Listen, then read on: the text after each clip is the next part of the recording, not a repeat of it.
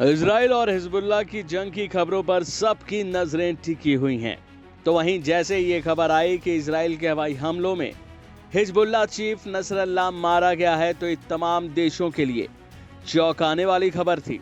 और अब नसरल्लाह के खात्मे के बाद इजराइल के पीएम का बयान सामने आया है। बेंजामिन नेतन्याहू ने कहा है कि लेबनान के बैरूत में इजरायली हवाई हमलों में हिजबुल्लाह चीफ हसन नसरल्लाह के मारे जाने के बाद इजराइल ने अपना हिसाब चुकता कर लिया है।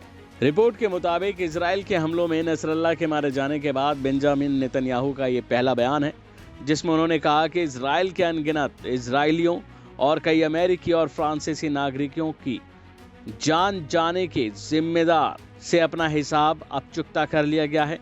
बता दें कि न्यूयॉर्क में संयुक्त राष्ट्र की अपनी यात्रा से वापस आने के बाद नेतन्याहू ने कहा कि हसन नसरल्लाह की जान जाना एक ऐतिहासिक मोड़ था।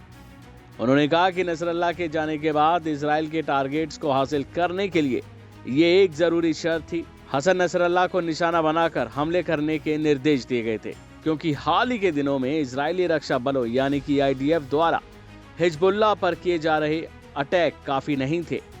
उन्होंने आगे कहा कि नसरल्लाह ईरान की बुराई की धुरी का केंद्रीय इंजन था।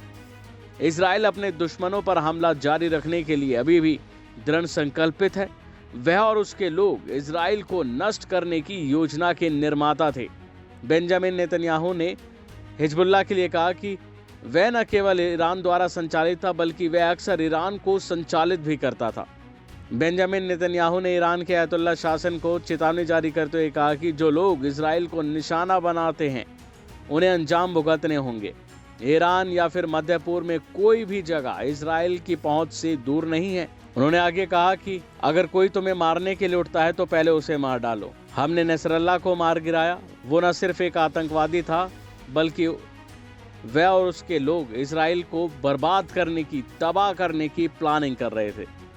बता दें कि उन्होंने ये भी कहा कि जब तक नसरल्लाह जीवित थे उन्होंने हिजबुल्लाह से छीनी गई क्षमताओं को जल्दी से फिर से बनाया होता और उनके खात्मे से उत्तर में हमारे निवासियों की उनके घरों में वापसी की अब संभावनाएं बढ़ गई हैं। इसके अलावा उन्होंने कहा कि दक्षिण में हमारे बंधकों की वापसी की उम्मीद और जग गई है। उन्होंने देश के रक्षा बलों का भी आभार व्यक्त किया। उन्होंने कहा कि इन महान उपलब्धियों के लिए मैं इनको धन्यवाद देना चाहता हूँ। अभी के लिए फिलहाल इतना ही। बाकी खबरों में बने रहने के लिए देखते रहिए वन इंडिया हिंदी।